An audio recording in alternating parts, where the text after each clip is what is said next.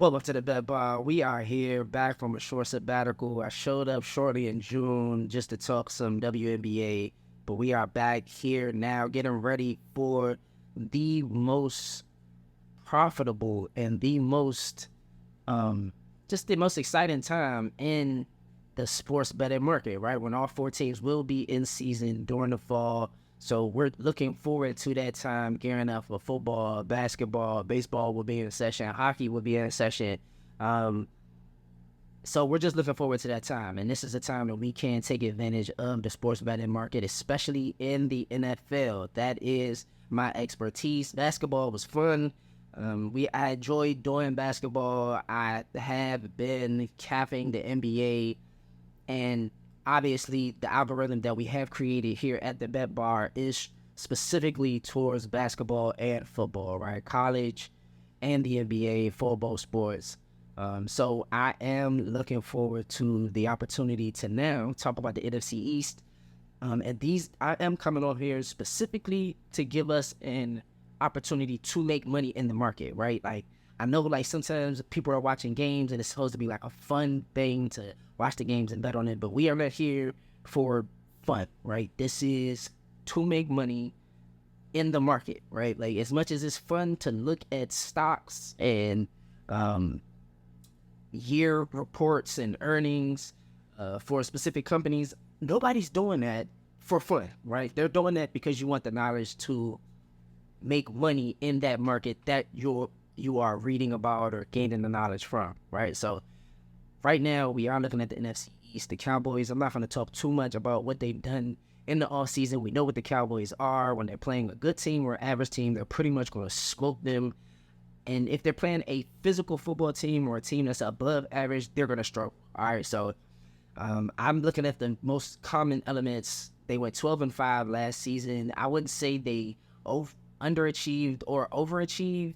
You could say that if Dak had played the entire season, that the record would be different. But like I said, Cooper Rush did well. So if anything, I believe having Dak, and Dak is obviously motivated this season. I will be on the quarterbacks, especially that are coming off of a season where they were somewhat condemned in the media, right, for their play or for how the relationship with the team was, or just the overall results of the organization.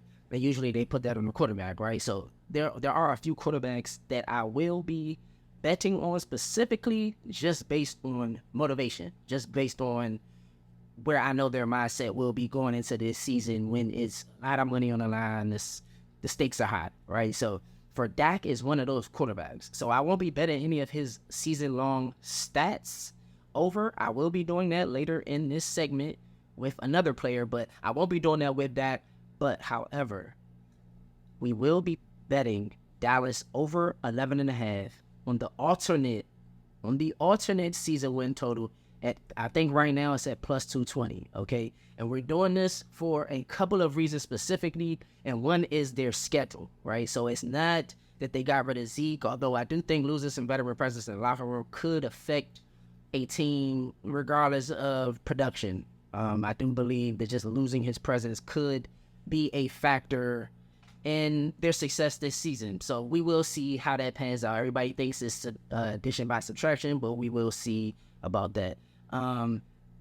Their schedule. All right. So we're just going to go over their schedule. The reason I'm talking about this over an 11.5 is because their season win total is at 9.5. But we're trying to find value, the best value.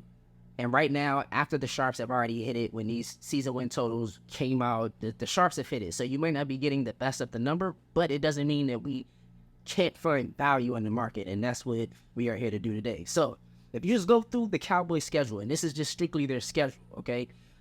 Week 1 at the Giants, all right? And that's Sunday Night Football. I hope y'all are ready for that. That's going to be one of the biggest games of the season just because it's the opener, and it's one of the biggest rivalries in the history of football, right? So at Giants, Jets, week 2, at Cardinals, Pats, week 4, at 49ers, all right? So that's your first 5 games.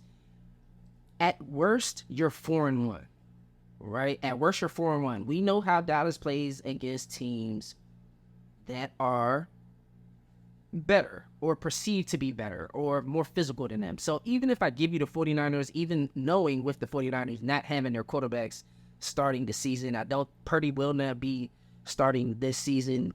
And so, I mean, obviously, if you have faith in the young quarterbacks that they have, then I understand that you thinking that they could obviously lose that game. But I'm thinking they could actually win that game just based off motivation, playoff revenge. I think they could actually win that game. So even if worst case scenario, 4-1, right? You're not losing to the Giants in the first game of the season. You're not losing to the Jets at home. I think the Jets will start off the season slow and then pick it up towards the end of the season, kind of similar to how they did last year. And then it's just usually that way when you bring in a new player as big as the quarterback as far as the component to your team. So I do expect them to be starting off slow. The Pats, or whatever, we're not even going to talk too much about the Pats. We've seen what Bill Belichick is capable of or not capable of post Tom Brady. So 4-1, right? Then you're home against the Chargers. Week 7 bye, all right? So you have a solid bye week as well. A little, some would say it's a slightly early, but I think it's a perfect bye week, especially when you're taking this over 11.5, right? Because we want to get to the middle of the season, right? With over 11, we're just looking to get 12 games, right? So we can lose 5 games throughout the year. But by mid-season, if we have only lost 2, even 3 games, we are in a good position to hedge out as the season wanes, okay? So that's what we are looking to do. We're finding the value in the market early so that we can guarantee profit at some point in the season. And if we're going to see early how this bet is going. And that's what I love about taking spots like this, because we'll know immediately what we would need to do in the market to make sure this place or this position we take is profitable. All right, so week 7 bye. Okay, so you're home at the Rams, you're at the Eagles. So we could say that's a loss, right? Say you lose to the Eagles, that's your second loss. All right, you're home again against the Giants. I don't think they're gonna lose any game against the Skins or the Giants. That's just my opinion, especially with the Saquon Barkley stuff. I think losing a player like that in your locker room is huge. We'll get to that later when we get to the Giants.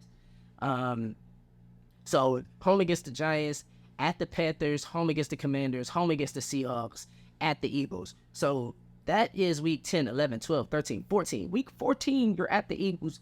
You could be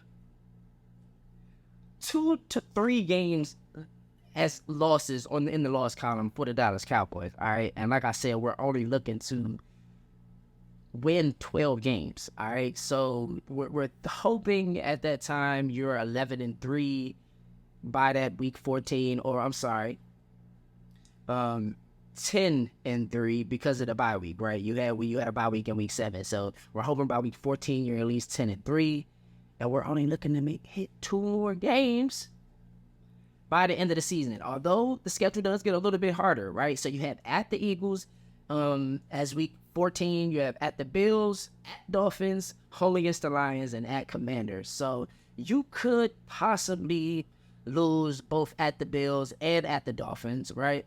But I don't see you losing home to the Lions and any game against the Commanders this season, all right? So I'm hoping that we get to 12 with the Cowboys, so we can pick up that plus 220. But like I said, just taking this position, we will be able to hedge out of this at some point in the season, even if it's just by taking the spreads with the teams that are playing against the Cowboys after a certain point in the season, right? So I'm looking forward to that. And yeah, so that's what pretty much it for the Cowboys. There wasn't anything spectacular. I can check my notes again, but I don't think it was anything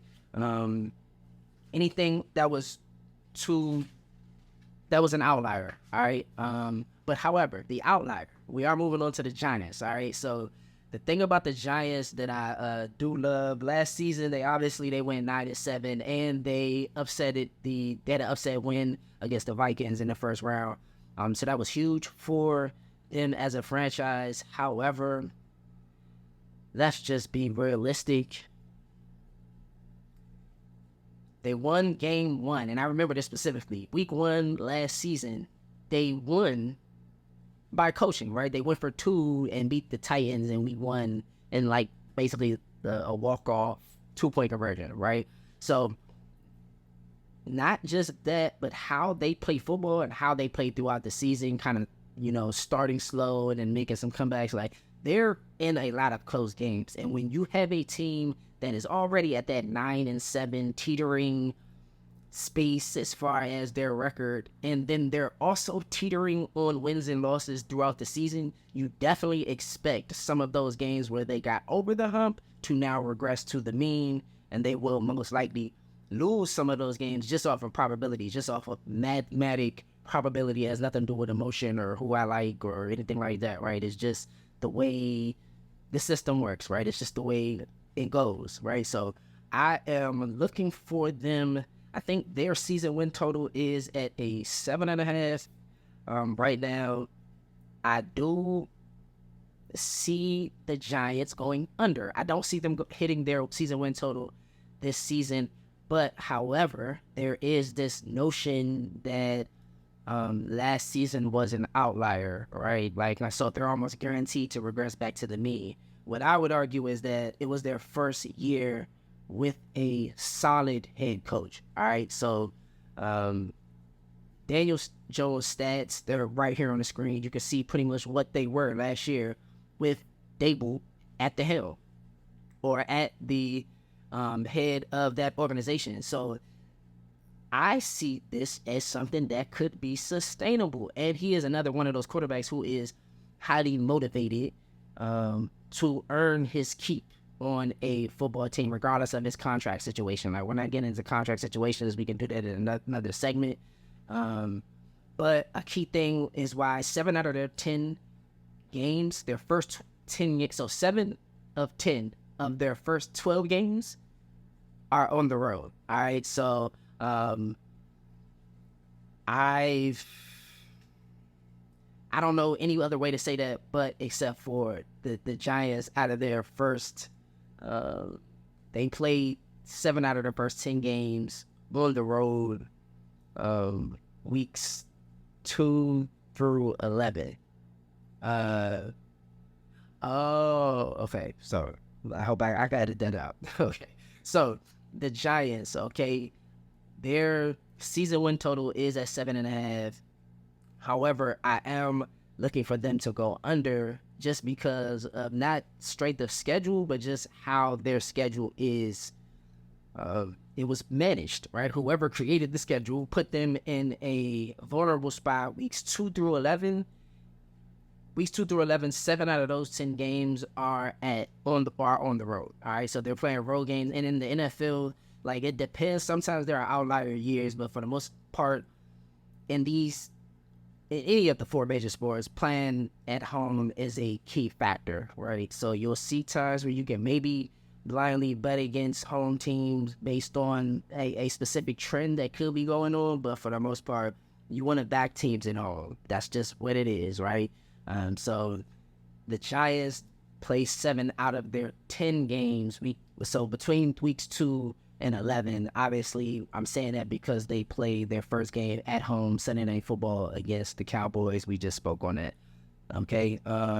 So they have 3 primetime games in the first 4 weeks. So that is also a sign, right, that the league wants to push them. The league wants them to be in the forefront. They want them to get spotlight.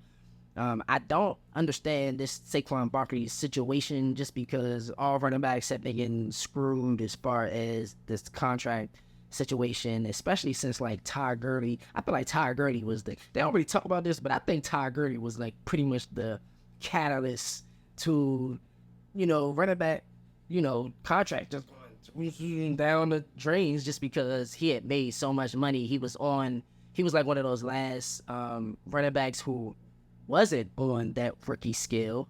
And then he also got another huge contract, and pretty much injuries made it so he didn't meet the value of his contract after it was made. He was a beast in his first few years, and that's what these teams are arguing, that we'd much rather just pay you under the rookie scale in the first 4 years and let you go after, right? So, and that's a subject for another day, but it is directly related to this Giants team who is going to be missing their running back due to this contract related thing with the running backs. I am looking for them to go under their 7.5 win total this season. I am looking for Dable to take another step. It's his first year as head coach.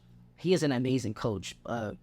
Just not only just his game planning, but if you just see his poise throughout the games and tough situations, like there's a reason why they won a lot of those close games, those closely contested games. So although I do see some regression to the mean as far as some of those one-score games maybe going the opposite way, I do feel like consistently they will be putting out a quality product on the field. So I'm looking forward to seeing the Giants this season. All right, the Commandos. And we're going to say the Eagles for last because I think that's going to be, they're the most hyped team this year coming in. So we're going to say the Eagles for last, but the Commanders,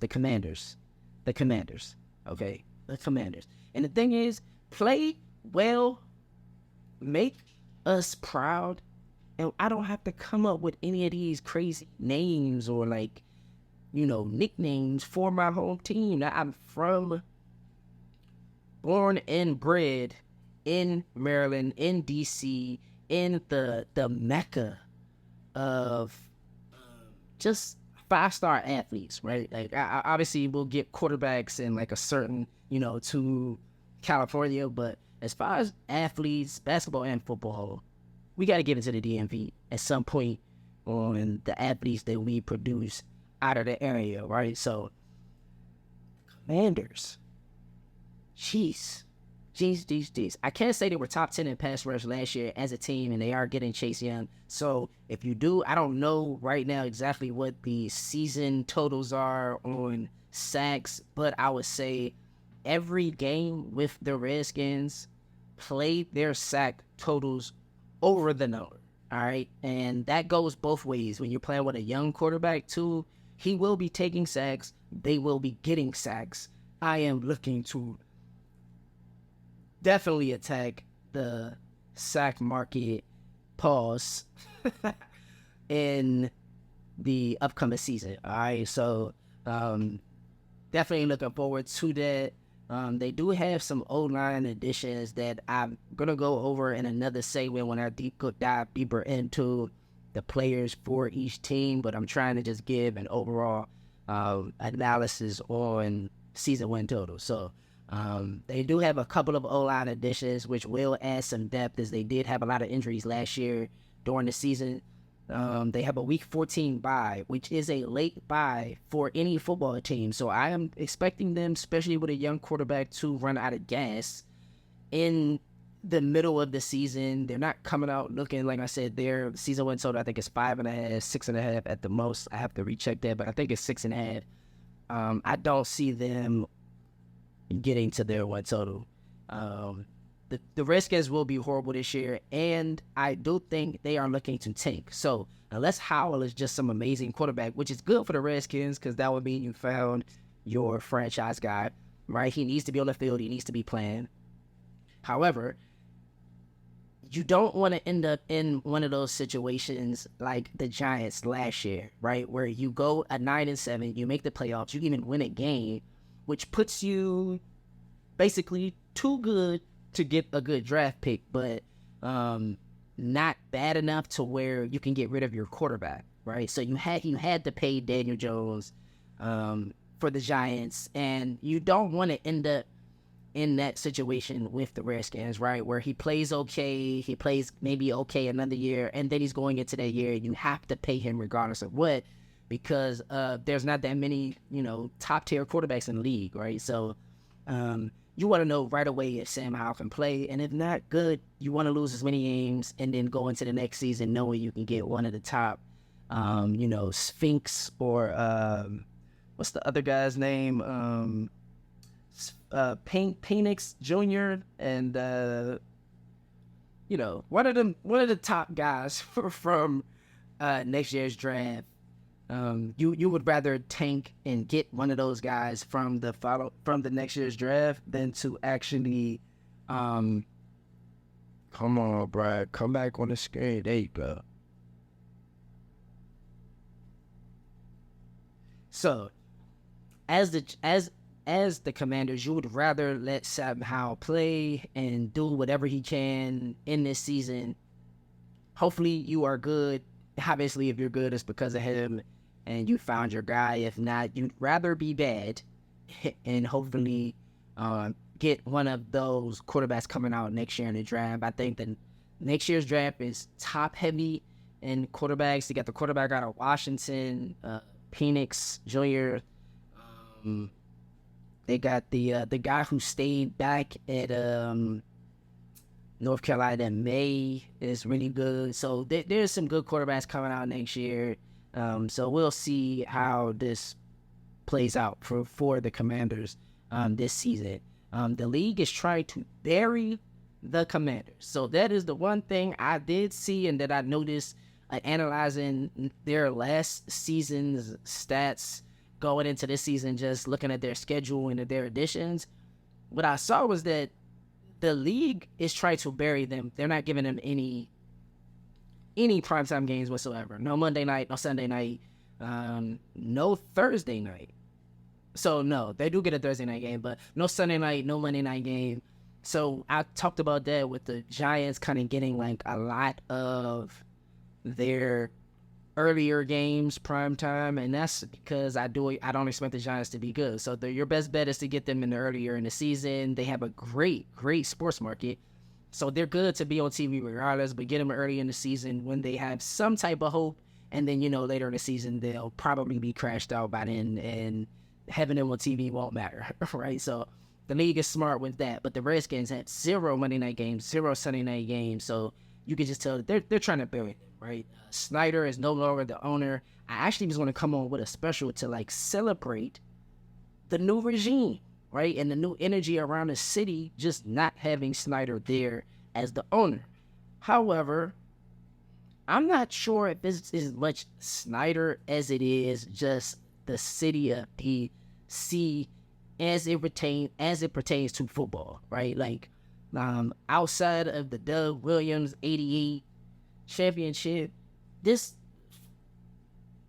franchise has seemed to have been, I don't want to say cursed, but just pretty bad, pretty bad. And I'm not saying just them, all the way around. The Wizards, the Mystics, like, everything, right? Like, it's just, and the Capitals have won, the Nats have won, but I'm talking about basketball and football, man. Like, it's a lot of athletes that come out of the DMV, basketball and football, but some reason our sports teams don't flourish at the highest level, right? When it comes to winning championships, playoff success.